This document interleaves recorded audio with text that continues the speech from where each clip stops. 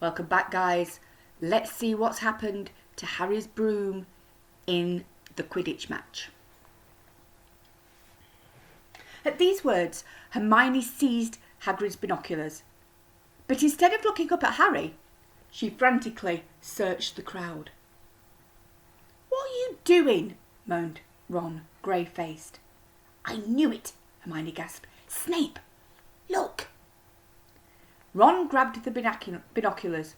Snape was in the middle of the stands opposite them. He had his eyes fixed on Harry and was muttering non-stop under his breath. "He's doing something. Jinx in the broom," said Hermione. "What should we do?" "Leave it to me." Before Ron could say another word, Hermione had disappeared. Ron turned the binoculars back on Harry. His broom was vibrating so hard it was almost impossible to hang on much longer. The whole crowd were on their feet, watching, terrified, as the Weasleys flew up to try and pull Harry safely onto one of their brooms. But it was no good. Every time they got near him, the broom would jump higher still. They dropped lower and circled underneath him, obviously hoping to catch him if he fell.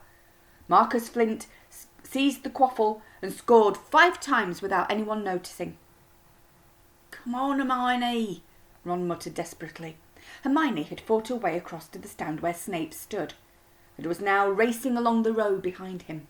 She didn't even stop to say sorry as she knocked Professor Quirrell headfirst into the row in front. Reaching Snape, she crouched down, pulled out her wand, and whispered a few well-chosen words. Bright blue flames shot from her wand onto the hem of Snape's robes. It took perhaps 30 seconds for Snape to realise that he was on fire. A sudden yelp told her that she'd done her job. Scooping the fire off him into a little jar in her pocket, she scrambled back along the row.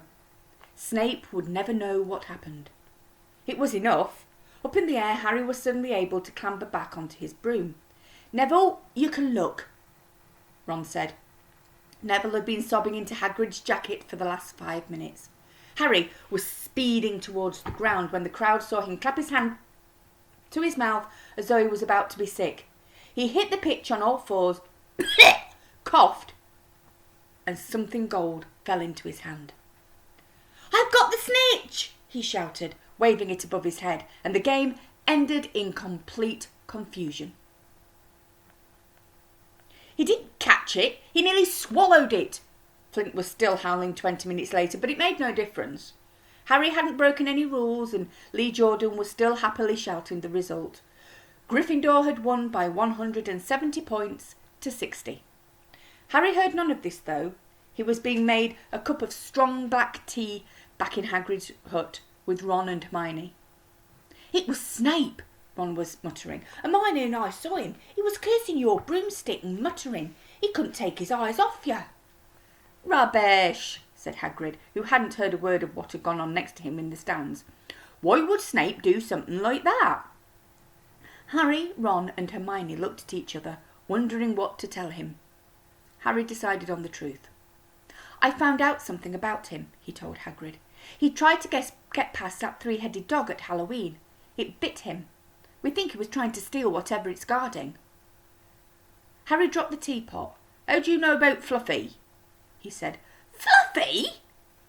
"Yeah, he's mine. Bought him off a Greek chappie I met in the pub last year. I lent him to Dumbledore to guard the—" "Yes?" said Harry eagerly.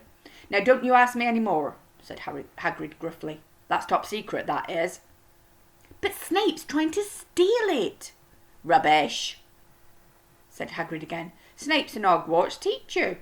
He'd do nothing of the sort." "So why did he just try and kill Harry?" cried Hermione. The afternoon's events certainly seemed to have changed her mind about Snape. "I know a jinx when I see one, Hagrid. I've read all about them. You've got to keep eye contact, and Snape wasn't blinking at all. I saw him." "I'm telling you, you're wrong," said Hagrid hotly. "I don't know why Harry's broom acted like that, but Snape wouldn't try and kill a student. Now listen to me, all 3 of you. You're meddling in things that don't concern you. It's dangerous. You forget that dog, and you forget what it's guarding. That's between Professor Dumbledore and Nicholas Flamel." "Aha!" said Harry. So there's someone called Nicholas Flamel involved, is there? Hagrid looked furious with himself. So now we're on to chapter 12, The Mirror of Erised. Christmas was coming. One morning in mid-December, Hogwarts woke to find itself covered in several feet of snow. The lake froze solid and the Weasley twins were punished for bewitching several snowballs so that they followed Quirrell around, bouncing off the back of his turban. The few owls that managed to battle their way through the stormy sky to deliver post had to be nursed back to health by Hagrid before they could fly again. No one could wait for the holidays to start. While the Gryffindor common room and the Great Hall had roaring fires, the draughty corridors had become icy and a bitter wind rattled the windows in the classrooms.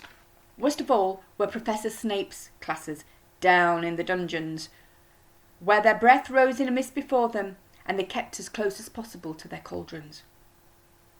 "I do feel so sorry," said Draco Malfoy, one potions class, "for all those people who have to stay at Hogwarts for Christmas because they're not wanted at home."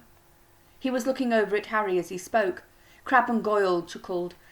Harry, who was measuring out powdered spine of lionfish, ignored them. Malfoy had been even more unpleasant than usual since the Quidditch match.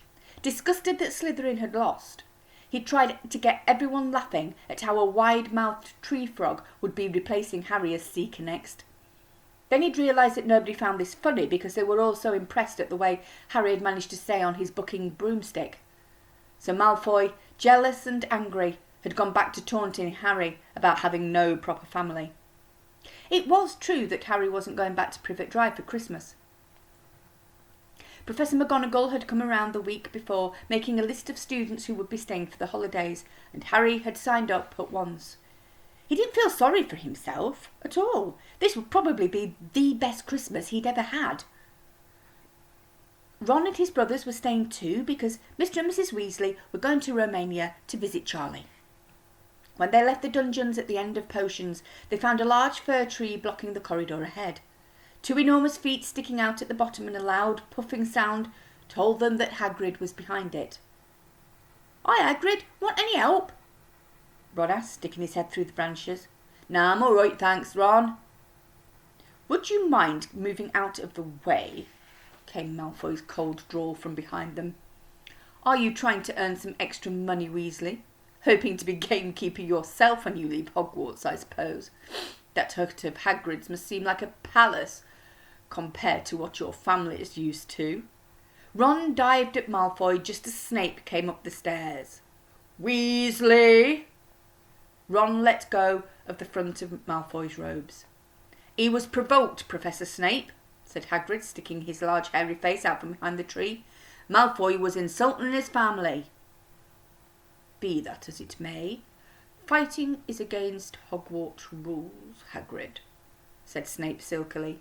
5 points from Gryffindor, Weasley, and be grateful it isn't more. Move along, all of you." Malfoy, Crabbe and Goyle roughly past the tree, scattering needles everywhere and smirking. "Oh, get him," said Ron, grinding his teeth at Malfoy's back. "One of these days I'll get him. I hate them both," said Harry, Malfoy and Snape. "Come on, cheer up, it's nearly Christmas," said Hagrid. "Tell you what, come with me and see the Great Hall. It looks a treat." So Harry, Ron and Hermione followed Hagrid and his tree off to the Great Hall, where Professor McGonagall and Professor Flitwick were busy with the Christmas decorations. "Ah, Hagrid, the last tree. Put it in the far corner, would you?" The hall looked spectacular. Festoons of holly and mistletoe hung all around the walls, and no fewer than 12 towering Christmas trees stood around the room, sparkling with tiny icicles and some glittering with hundreds of candles. "How many days you got left till your holidays?" Hagrid asked. "Just one," said Hermione. "Oh, and that reminds me. Harry, Ron, we've got half an hour before lunch. We should be in the library." "Oh yeah, you're right," said Ron, tearing his eyes away from Professor Flitwick, who had golden bubbles blossoming out of his wand and was trailing them over the branches of the new tree. "The library?" said Hagrid, following them out of the hall. Just before the holidays. Bit keen, ain't you? Oh, we're not working, Harry told him brightly. Ever since you've mentioned Nicholas Flamel, we've been trying to find out who he is.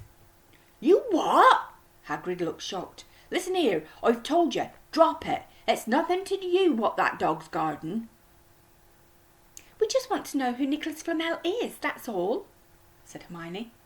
Unless you'd like to tell us and save us the trouble, Harry added. We must have been through hundreds of books already, and we can't find him anywhere. Oh, just give us a hint. I know I've read his name somewhere. I'm saying nothing, said Hagrid flatly. So let's see if they find out who this mysterious Nicholas Flamel is.